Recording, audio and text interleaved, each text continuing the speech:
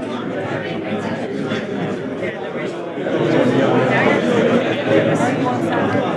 you for joining us this afternoon on this historic day in West Virginia. This is day 34 of the West Virginia legislature, and today you have before you the Republican-led Senate and House preparing to release a budget framework that identifies the bold, aggressive, conservative leadership that this state not only wants, but needs, deserves, and will put the path, on the path to progress and prosperity for West Virginia. This budget, for too long, has been controlled by those who want to raise taxes rather than those who want to control spending. This is the moment in time, this historic moment in West Virginia, this early in the session, in which we finally release the budget framework that no other legislature has done prior to this point, this early in the process. This is a different plan. This is a plan that not only controls spending, but as I said, the focus is on jobs and opportunity for West Virginia. This is a unique and novel, conservative, responsible approach to budgeting, in which we do what every family in West Virginia must do every year. Spend, the fundamental principle is spend no more than you have. That is the most easily discernible takeaway message from this press conference, is that you spend no more than you have. And so the people of West Virginia have been presented with this governor a revenue estimate of $4.055 billion. We will spend, and in the most compassionate, responsible manner possible, that amount of money to the agencies and entities of West Virginia to provide the needed and necessary government services within the budget that we have been presented, without $300 million of new taxes upon the people of West Virginia that are among the poorest in the nation. We have today prepared, for the state of West Virginia, a check from the taxpayers to the agencies and entities of West Virginia for $4.055 billion. This is what the people want, this is what the people need, and this is like every family must do. Balance your budget with what you have. That's what we do. These are difficult decisions, and it's fallen to the legislature to take the responsible action to prepare that budget. And we are in a position to do so. We will provide you with the details as we move through the press conference today. But I want to show you the alternative that's been proposed. The other check you made spends $4.5 billion against a revenue estimate of $4.055. $450 million in deficits. Like every family in West Virginia, you can't write that check. You can't simply write that check and cash it. It's insufficient funds. We don't have the money. This state, to put it on the path of progress, prosperity, and responsible budgeting, finally to resolve these annual budget crises, must live within our means.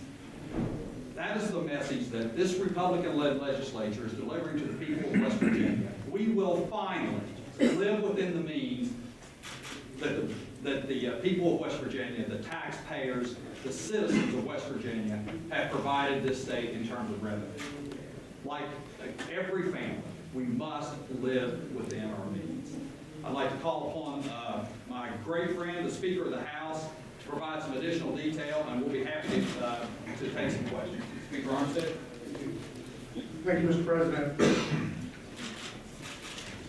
The President just said that it's a novel concept in budgeting in West Virginia to simply spend what you have. And that's a sad commentary on where we've been over the years. Because every single family that I know, and you know, does just that. When they do their household budgets, they spend what they have.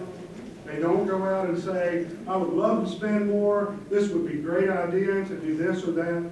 I think I'll just spend it. If they do, they wind up right here where with insufficient funds. we can't follow that course in West Virginia. We really have to recognize that it should not be a novel thing to live within our means. And there are three very important reasons why I think we have to take the step we're taking today, which is to stay within a $4.055 billion budget number. First of all, that's the number that the governor has given us, that he believes is as revenue estimate under the Constitution we will collect. And when we talk about that number, one of the first reasons that we have to stay within that number is because spending $4.5 billion with the idea that somehow that's going to create jobs and prosperity has already been debunked time and time and time again. The idea that if we just spend more in government, that somehow that's going to make us prosperous is not true. It simply isn't true. It has never been backed up with facts or the history of our state. And now we're talking about a proposal that would spend the greatest amount this state has ever spent in general revenue funds, funded by the greatest tax increase in the history of our state. That is not the answer. That's not the right direction to go. And it's never historically, in the history of this state or any other state, that has not been the path to prosperity. So it simply doesn't work, first of all. Secondly, the people of West Virginia can't afford it. They simply can't. As Mitch has said, people are struggling. We understand that. The downturn in our economy, basically, primarily because of the world cold that's been waged in our state, against our state, year after year, has really come home to roost in so many ways, and has caused so much pain to the citizens of West Virginia. And now we're seeing that result showing up in our budgetary process in West Virginia. The people of West Virginia can't afford to have more money taken out of their paychecks. They're trying to decide how to spend this money day after day, what little they have, and we need to give them hope. Rather than saying to them, well, we're sorry, we're going to take more of that, so the government continues to spend more and more. We need to say to them, no. We are drawing the line here. We are saying, we understand what you're dealing with each and every day, and if you have to make those tough decisions, you have a right to expect your government is going to have to do the same thing and make those tough decisions. Finally, third reason I'll say is because this is what we committed to the people of West Virginia. We committed this, that we would downsize, that we would right-size our government, and that we would control spending. We committed to that. The governor committed to that.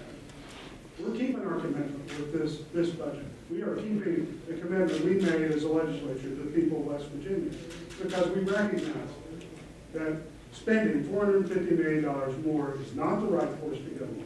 It's not the right direction. It is not sustainable by the people of West Virginia, and it's not what we promised the people of West Virginia.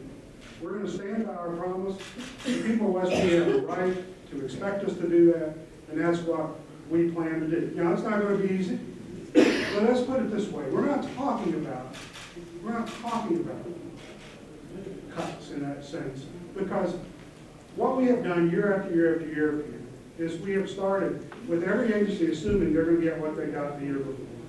And so when you don't give them and you don't grow government, somehow that's characterized as a cut. What we're talking about is drawing the line, is sustaining the level of government that we have currently. And there are some areas where there'll have to be reductions in order to do that, but we are talking about containing the growth of government with this budget, and we think that's the direction we need to go.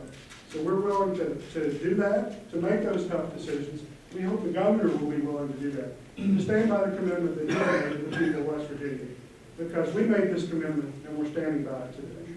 So with that, we will talk more about the details as we go through this conference, but I will recognize the majority leader. If you want to go ahead and, okay, go ahead and talk to us. Well, we thank you for the opportunity to present to you this aggressive, bold, monumental, really, agenda for progress in West Virginia. A moment in history in which the people that have been forgotten throughout the hills and valleys, the taxpayer of West Virginia, are now heard.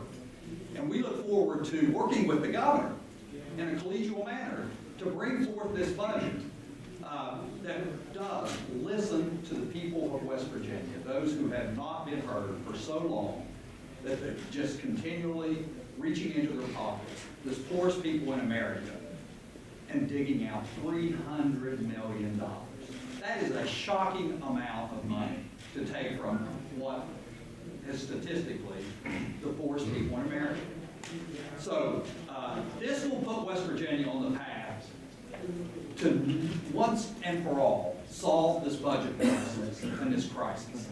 I want to thank all my Senate and House colleagues for being here and being willing to take the tough stands and make the responsible decisions that aren't always easy, but it's what leadership requires, and we're happy to be in this moment in time to provide the budget and the priorities that West Virginians want, need, and deserve to finally break this cycle of poverty and dependence on government and move our state in a new, right direction.